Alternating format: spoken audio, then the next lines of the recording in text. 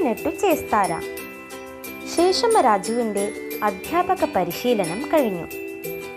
തെലുങ്ക് ഭാഷയിൽ പാണ്ഡിത്യം നേടിയ അദ്ദേഹത്തിന് ഭാഷാ അധ്യാപകനായി ഉറവക്കൊണ്ടയിൽ ജോലി കിട്ടി.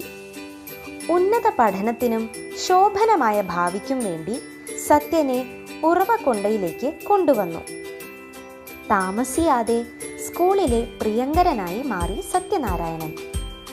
സ്കൂൾ പ്രാർത്ഥനാ സംഘത്തിൻ്റെ നേതാവായി സത്യൻ തിരഞ്ഞെടുക്കപ്പെട്ടു. സത്യൻ്റെ വ്യക്തിപ്രഭാവത്താൽ അധ്യാപകനായ തമ്മിരാജു ഒരു ജോലി കൂടി ഏൽപ്പിച്ചു: വിദ്യാലയത്തിലെ നാടകത്തിൻ്റെ മേൽനോട്ടം വഹിക്കുക. അദ്ദേഹത്തിൻ്റെ നിർബന്ധം കാരണം സത്യനാരായണൻ ആ ചുമതലയും ഏറ്റെടുത്തു. ഒരു നാടകം എഴുതി: ചെപ്പിനിട്ടു ചേസ്താര. നാടകം കണ്ടവർ അമ്പരന്നു പോയി. ഒരു 12കാരൻ്റെ ബുദ്ധിയിൽ അതിഗഹനമായ ഒരാശയം ഇത്ര ലളിതമായി എങ്ങനെ രൂപപ്പെട്ടു? സത്യൻ അതിബുദ്ധിമാൻ തന്നെ. നാടകം കണ്ടവരും കേട്ടവരും ഒരുപോലെ സമ്മതിച്ചു പോയി. പറയുന്നത് പോലെ പ്രവർത്തിക്കാത്ത ഒരു പറ്റം ആളുകളെ തുറന്നു കാണിക്കുകയായിരുന്നു നാടകത്തിലൂടെ. ഒന്ന് പറയും, മറ്റൊന്ന് പ്രവർത്തിക്കും. ഇങ്ങനെ പോയാൽ സമൂഹം അധപ്പതിക്കുകയേ ഉള്ളൂ.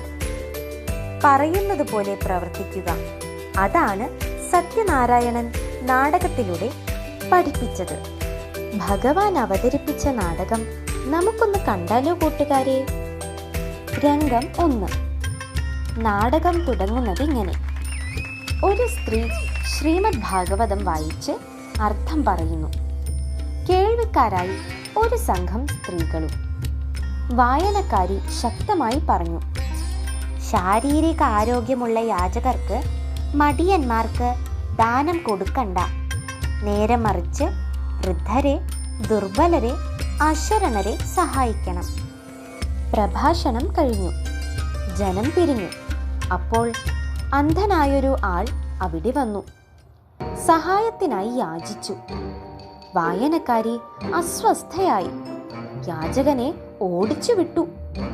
ഏതാനും നിമിഷം കഴിഞ്ഞപ്പോൾ ശരീരം മുഴുവനും വിഭൂതിയും പൂശി പാട്ടും പാടി ഒരാൾ ഭിക്ഷ യാചിച്ചെത്തി. അവർ ഉടനെ ഭിക്ഷയായി അരി നൽകി. പണം കൊടുത്തു.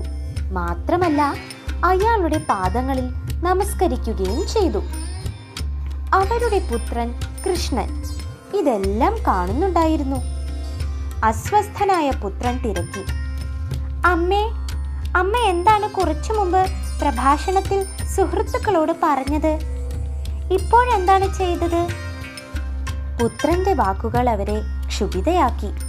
അവർ അട്ടഹസിച്ചു. മിണ്ടാതിരിക്കിൻ. ആർക്കെങ്കിലും പറയും പോലെ പ്രവർത്തിക്കാൻ സാധിക്കുമോ? രംഗം 2. കൃഷ്ണൻ അച്ഛനൊപ്പം അച്ഛൻ്റെ ഓഫീസിൽ. അദ്ദേഹം വിദ്യാഭ്യാസത്തിൻ്റെ മേന്മകൾ കൂടെയുള്ളവരോട് പങ്കുവയ്ക്കുകയാണ്. എല്ലാ തടസ്സങ്ങളും മറികടന്ന് ഒരുവൻ നല്ല വിദ്യാഭ്യാസം നേടണമെന്ന് അദ്ദേഹം പറഞ്ഞു നിർത്തി. പ്രചോദനമേകുന്ന ഈ വാക്കുകളെല്ലാം കേട്ട് പുറത്ത് ജനലിനരികിൽ ഒരു ദരിദ്ര ബാലൻ നിൽക്കുന്നുണ്ടായിരുന്നു. ബാലൻ അകത്തു വന്നു പറഞ്ഞു: സാറേ, നന്ദി. അങ്ങയുടെ മഹാമനസ്കതയ്ക്ക് നന്ദി. എനിക്ക് ഈ മാസത്തെ സ്കൂൾ ഫീസ് കൊടുക്കാനായില്ല. 1 രൂപയുടെ കുറവുണ്ട്. ദയവായി എന്നെ സഹായിക്കുമോ? തൻ്റെ കയ്യിൽ 1 പൈസ പോലും ഇല്ലെന്ന് ആ മാന്യൻ പറഞ്ഞു. മാത്രമല്ല, പേഴ്സ് തുറന്ന് അത് കാലിയെന്ന് കാണിക്കുകയും ചെയ്തു. നിരാശനായി വിദ്യാർത്ഥി മടങ്ങി. കുറച്ചു കഴിഞ്ഞപ്പോൾ അദ്ദേഹത്തിൻ്റെ ഓഫീസിൽ നിന്ന് കുറെ സഹപ്രവർത്തകർ വന്നു. പുതിയ ഓഫീസർ വരുന്നത് മൂലം സ്വീകരണ ചടങ്ങുകൾക്ക് സംഭാവന വേണമെന്ന് ആവശ്യപ്പെട്ടു. അദ്ദേഹം 20 രൂപ നൽകി. എന്നിട്ട് പറയുകയും ചെയ്തു: ഇത്തരം പ്രധാന അവസരങ്ങൾ ഗംഭീരമായി ആഘോഷിക്കേണ്ടതുണ്ട്. ഇതിനെല്ലാം മൂകസാക്ഷിയായ പുത്രൻ പിതാവിനോട് ചോദിച്ചു: വിദ്യാഭ്യാസത്തിന്റെ മൂല്യത്തെക്കുറിച്ചും പ്രാധാന്യത്തെക്കുറിച്ചും പുകഴ്ത്തി അച്ഛൻ ധാരാളം സംസാരിച്ചുവല്ലോ. എങ്ങനെയെങ്കിലും വിദ്യാഭ്യാസം നേടണമെന്നും പറഞ്ഞു. ആ പാവം വിദ്യാർത്ഥി പഠിക്കാൻ വേണ്ടി 1 രൂപയ്ക്ക് കെഞ്ചിയില്ലേ? എന്നിട്ട് അച്ഛൻ അവനെ ഇറക്കി വിട്ടു. നേരെ മറിച്ച് പൊങ്ങച്ചം കാട്ടി പാഴാക്കുന്നതിനായി 20 രൂപ ഒരു മടിയും കൂടാതെ നൽകി. ഇത് ശരിയോ? പിതാവിന് കോപം ഇരച്ചു കയറി. ആളുകളുടെ വാക്കും പ്രവൃത്തിയും തമ്മിൽ എന്തെങ്കിലും ബന്ധമുണ്ടോ? നീ സ്കൂളിൽ പോകിൻ. രംഗം 3. കൃഷ്ണൻ ക്ലാസ്സിലിരിക്കുന്നു. ഒരു അധ്യാപകൻ പരിഭ്രമത്തോടെ കടന്നു വന്നു. ഇന്ന് സ്കൂൾ ഇൻസ്പെക്ടർ വരുന്നുണ്ട്. അദ്ദേഹം കുട്ടികളോട് തുടർന്നു. നമ്മളിപ്പോൾ 23 പാഠങ്ങൾ പഠിച്ചു. ഇൻസ്പെക്ടർ ചോദിച്ചാൽ 32 പാഠങ്ങൾ പഠിപ്പിച്ചെന്നേ പറയാവൂ. ഞാനിപ്പോൾ 33ാമത്തെ പാഠം പഠിപ്പിക്കാൻ പോകുന്നു. ഇൻസ്പെക്ടർ ഇവിടെ വരുമ്പോൾ ഞാനിത് വീണ്ടും പഠിപ്പിക്കും. ആദ്യമായി പഠിപ്പിക്കുന്നത് പോലെ ഞാനിപ്പോൾ ചോദിക്കുന്ന ചോദ്യങ്ങൾ അദ്ദേഹം വരുമ്പോൾ ആവർത്തിക്കും. അങ്ങനെ നിങ്ങളുടെ ശരിയായ ഉത്തരം കേട്ട് അദ്ദേഹത്തിന് മതിപ്പുണ്ടാകണം. കുറച്ചു കഴിഞ്ഞ് കൃഷ്ണൻ അധ്യാപകനെ ഒറ്റയ്ക്ക് കാണുന്നു. കുട്ടി ചോദിച്ചു, സാർ, ഇന്ന് അങ്ങ് പഠിപ്പിച്ച പുതിയ പാഠം ഹരിശ്ചന്ദ്രനെ കുറിച്ച്. അനന്തരഫലങ്ങളെ വകവയ്ക്കാതെ സത്യത്തിനായി സർവവും സമർപ്പിച്ച ഹരിശ്ചന്ദ്രനെ കുറിച്ച്. അത്തരം ഉത്തമനായ ഒരാളെ കുറിച്ച് പഠിപ്പിച്ചിട്ട് പോലും നുണ പറയാനായി ഞങ്ങളെ പ്രേരിപ്പിക്കുന്നു. ഇത് ശരിയോ? ക്രോധാവേശത്തിൽ അധ്യാപകൻ അവനെ ശകാരിച്ചു. പറയും പോലെ പ്രവർത്തിക്കുന്ന ആരെങ്കിലുമുണ്ടോ? രംഗം 4. കൃഷ്ണൻ പുസ്തകങ്ങളെല്ലാം വലിച്ചെറിഞ്ഞ് സ്കൂളിൽ പോകാൻ വിസമ്മതിക്കുന്നു.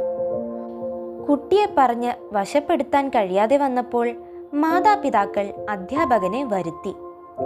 3 പേരുടെയും സാന്നിധ്യത്തിൽ കുട്ടി പറഞ്ഞു, ഉപദേശങ്ങൾക്കനുസരിച്ച് പ്രവർത്തിക്കാൻ എന്നെ നിങ്ങൾ അനുവദിക്കുന്നില്ല. ഈ പഠിത്തം കൊണ്ട് എന്ത് പ്രയോജനം? ഞാൻ ഈ പഠിത്തം ആഗ്രഹിക്കുന്നില്ല.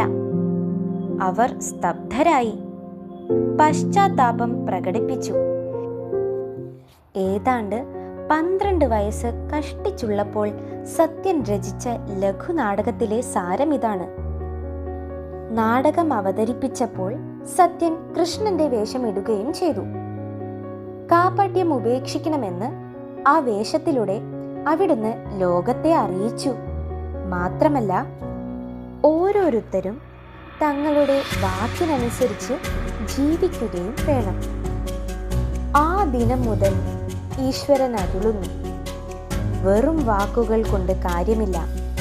നിങ്ങളുടെ പ്രവൃത്തി നിങ്ങളുടെ വാക്കുകളെ ഉറപ്പിക്കണം. ഈ സന്ദേശം ലോകം മുഴുവനും ഇന്ന് മാറ്റൊലികൊള്ളുന്നു.